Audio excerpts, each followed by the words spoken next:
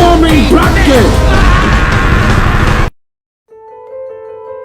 What's going on, everyone? So welcome to my latest video. This is obviously part of a series where I focus on a specific director and rank that director's work from worst to best. Done such directors in the past such as Spike Lee, Spike Jonze, Paul Thomas Anderson, Wes Anderson, the list goes on. You guys can check out those directors and many more in the director playlist down below. But guys, you clicked on this video so you know this time around I'm focusing on Sofia Coppola's films and ranking them from worst to best. Now, I'm filming this video in May of 2022, and as of said month and year, she's done 7 films, so I'll be ranking them from 7 being her worst to 1 being her best, and of course, my opinion. This will not include any music videos, short films, TV shows, none of that, just specifically feature-length films. So again, 7 being her worst to 1 being her best, and of course, my opinion. Now, before I get into mine, I will say I am very curious to hear your guys' ranking for films down below, so let me know down below. And as always, guys, I appreciate you guys clicking on this video. But guys, enough exposition. Let's get started.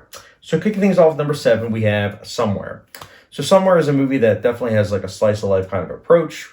Good performance by Ella Fanning, but overall, it's a pretty empty movie. I didn't get much out of this, truth be told. And I honestly think that the short runtime is something that you would think would be nice because, okay, maybe it will go by fast, but it really doesn't. It actually is quite the opposite. It felt like it was twice that length. I didn't like this movie. I really wanted to, but alas, here we are. It's number 7. Next up, we have number 6, which is Marie Antoinette. Truthfully, this movie is really good in terms of the filmmaking, but honestly, I found this movie to be quite empty. I didn't get much out of this movie other than, hey, this is good filmmaking, good costume design, good makeup, you know. But besides that, there really isn't much to latch on to. I didn't really care about the characters. I didn't really care about the story, the plotting, the pacing really isn't that good. It's definitely a movie that has kind of a mixed bag, but it does have its following, and I do know quite a bit of people that do like this movie. But for me, I just feel it was kind of mixed, and yeah, that's why it's my number 6. Next up, my number 5, it is the first film that she directed, and it is The Virgin Suicides. I wanted to like this movie, especially being as how I grew up in a very religious household. But watching the movie, to be honest, like, again, similar to Marie Antoinette, I felt quite mixed about it. The filmmaking is good for sure. I think especially the cinematography is quite good. But I just felt like the narration, the trying to build both the boys and the girls really just kind of was a disservice because in trying to build both, it really made it so that way the characters were kind of one note and one dimensional. And this is a movie that's relying a lot on the characters in that there's certain plot reveals where it's like, oh, it's supposed to be shocking, but you don't really care about the characters, so it really kind of feels shortchanged. Again, I wanted to really like this movie because, again, it's really good subject matter. But alas, I felt quite mixed about it. But I did like it a bit more than Antoinette, and I do respect it. But yeah, Virgin Suicide is my number 5. Next up, my number 4, we have On the Rocks. Bill Murray. I mean, I like Bill Murray. I think he's a really good actor.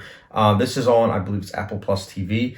This is a movie that I liked a bit more than The Virgin Suicides, and I think a lot of it has to do with the fact that the chemistry between the two leads is very effortless. And not only that, there's so much time that's focused on them that because they have such effortless chemistry, it's just so rewarding.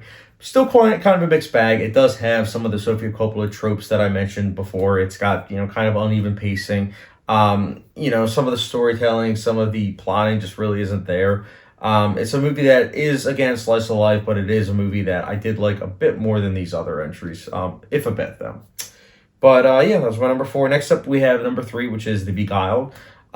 This movie I didn't see in theaters. I saw it, I believe it was DVD at the library shortly after it came out in theaters. And I remember quite liking it. And not even just because of the performances, but I remember the story being something of a slow burn that was quite rewarding towards the end. Again, similar to Sofia Coppola's other movies, it's a very short runtime. But this one I think that did a pretty good job in terms of the short runtime really being used to, you know, build the characters and everything. It's not a perfect movie by any means, but it is a movie that I do remember being rock solid. And that's why it's my number 3. Next up, my number 2, it is The Bling Ring.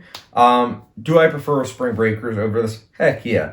But I do think that The Bling Ring, with what it was going for, I think that it did a pretty decent job. Emma Watson was good in the movie. I mean, this is definitely a movie that's performance driven, and thankfully all these performances are pretty rock solid. They give sturdy performances, and they're very convincing in the roles. By no means is it a great film, but it is a movie that I definitely can see it having a following, and yeah, I enjoyed some aspects of it, and themes and messages are interesting, and that's why it's my number 2. Next up, my number 1 is the film that made me want to, watch all of her films in the first place. My number one, it is Lost in Translation. I absolutely love this film. It is one of my favorite films of the 2000s. I've seen it many more times, and honestly planning to see it many, many more times. It's just a great film. I mean, it is everything that Sofia Coppola and other movies tried to do, but kind of failed or kind of, had mixed results. Here, though, she succeeded fully. It's got effortless chemistry. It's got great pacing, great usage of length. I mean, characters, story, plotting, it all comes together in a way that is really interesting. Great romance. This is definitely a movie that might not be for everyone because it is a film that it's kind of a romance, but it's also like an existential drama that, is very philosophical. But it's really good. I quite love this film, and that's why it's my number one.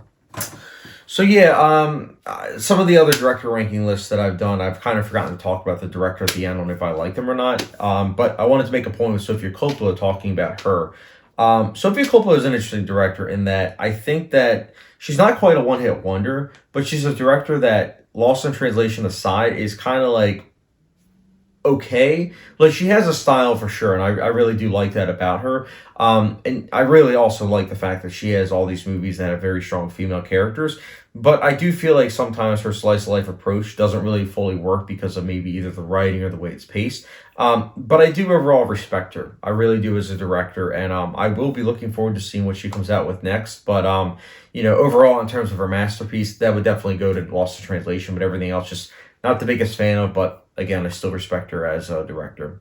But yeah, guys, that's my ranking for Sofia Coppola's films. Let me know your ranking of hers down below. And as always, guys, with the subscription, notification bell, follow me on Letterboxd, and I will get you guys later.